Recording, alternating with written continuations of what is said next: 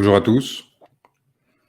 J'ai l'honneur d'échanger avec vous suite à l'intervention de Monsieur Ousmane Sonko, à un moment qui apparaît historique à bien des égards pour le Sénégal.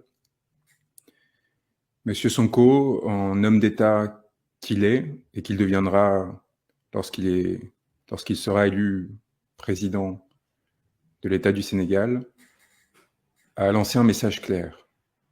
Ce ne sont pas les magistrats qui décideront à la place du peuple sénégalais. À 9 mois d'une élection particulièrement critique pour le devenir de l'ensemble de la population sénégalaise, de Saint-Louis à la Casamance, M. Sonko refuse de devenir le prisonnier de lutte de pouvoir et d'instrumentalisation de magistrats, de hauts fonctionnaires, qui cherchent à faire perpétuer un pouvoir contre toute évidence et contre la volonté du peuple sénégalais.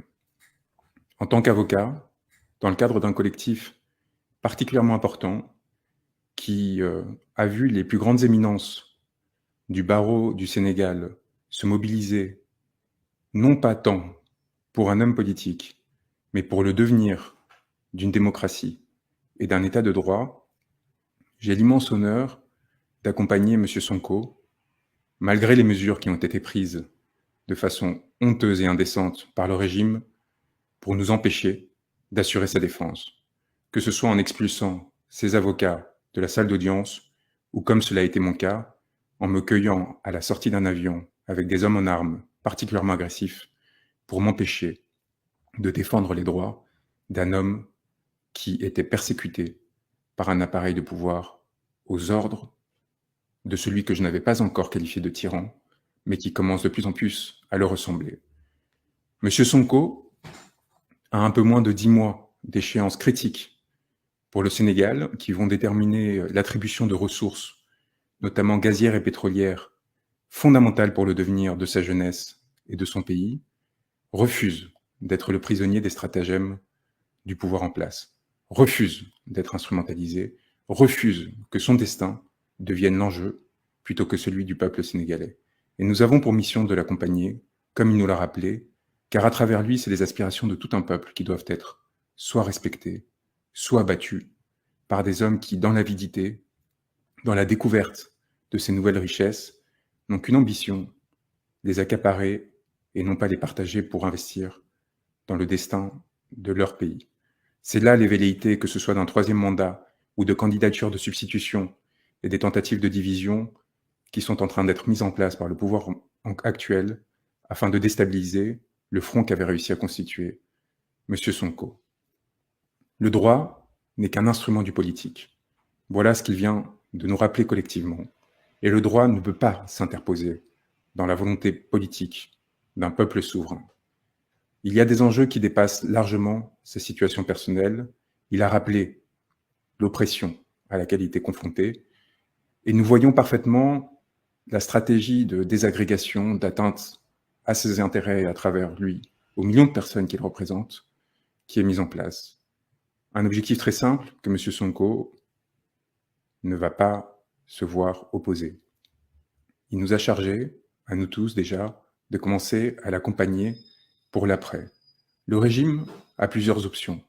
La violence, l'oppression, on le voit déjà avec des interdictions qui ont été dictées à Dakar à partir de demain relatives à la circulation aux essences, comme si d'avance la décision le concernant était prise, comme si d'avance M. Sonko était condamné. On l'a vu également de façon plus large à travers l'usage de la violence à son égard, à l'égard des militants du PASTEF, de façon générale à la population et en particulier à sa jeunesse qui souffre, des pêcheurs de Saint-Louis jusqu'aux jeunes déshérités ravagés par la drogue dans les faubourgs de Dakar, en passant par la population de Casamance qui s'est vue opposer un mépris extraordinaire depuis des années, d'une situation inacceptable et qui doit désormais cesser par les urnes, par la démocratie.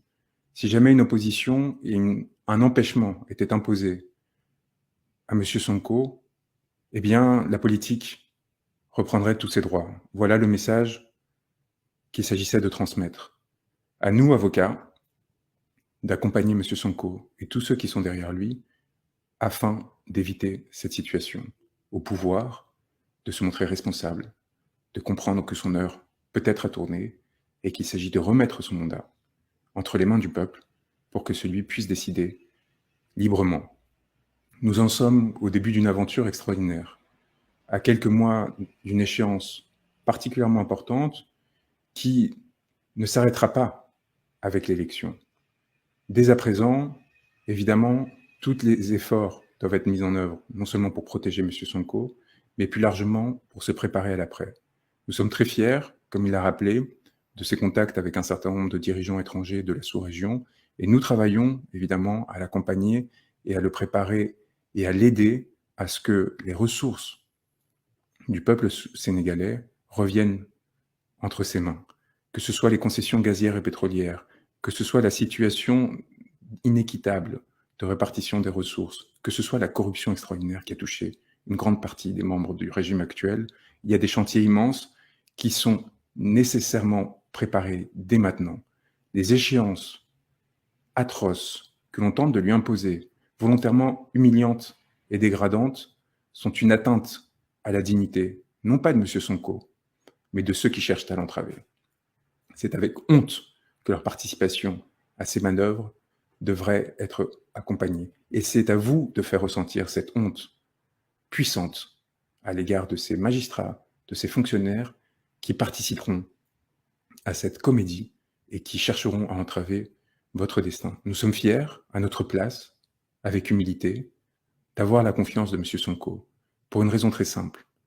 En Europe, en France, j'ai eu le privilège de défendre des peuples opprimés, qui n'ont jamais bénéficié des arrangements de la France-Afrique et de la corruption que nous avons combattus et que nous ne cessons de combattre et de dénoncer. Le peuple sénégalais inspire des autres peuples, et en particulier le peuple français. Le peuple sénégalais sert d'exemple et de modèle. Sa capacité à résister face à toute forme de violence et à se mettre en danger pour s'assurer que ses dirigeants politiques puissent les représenter, puissent porter les intérêts et ne cèdent à aucun moment aux tentatives d'intimidation, d'instrumentalisation de la justice, de questions aussi essentielles que la lutte contre les violences faites aux femmes, que la lutte contre les violences sexuelles, que la lutte contre la réputation, contre les atteintes à la réputation, à l'honneur et a fortiori la corruption, ne deviennent des instruments politiques pour empêcher au peuple de recouvrer sa souveraineté. Nous le faisons en France, avec d'immenses difficultés, mais avec une expérience que M. Sonko a considérée comme importante, de voir partager aux côtés de confrères qui, de la Martinique aux Comores, en passant par l'ensemble des pays de la sous-région, travaillent aux fins de le protéger, aux fins de mobiliser l'opinion internationale et surtout aux fins de préparer l'après et de s'assurer que s'il arrivait au pouvoir, si le peuple sénégalais le désirait, très rapidement, il n'y aurait pas d'isolement, mais au contraire un soutien très important de la part des partenaires internationaux. C'est un dernier point qui m'apparaît essentiel, vous dire que vous n'êtes pas seul, que nous veillons, que nous nous assurerons que la défense des intérêts de M. Sonko sera préservée, mais aussi de tous les membres du PASTEF et de toutes les personnes qui sortiront dans la rue pour le protéger, le cas échéant, et qui, en prenant les risques nécessaires, s'assureront encore une fois du devenir de la démocratie d'un peuple qui nous sert d'exemple, qui nous inspire, et qui demain, avec beaucoup de chance, un peu d'espoir et du courage, nous imiterons à notre tour pour nous libérer. Je vous transmets toutes nos pensées, tous nos encouragements et surtout le plus grand respect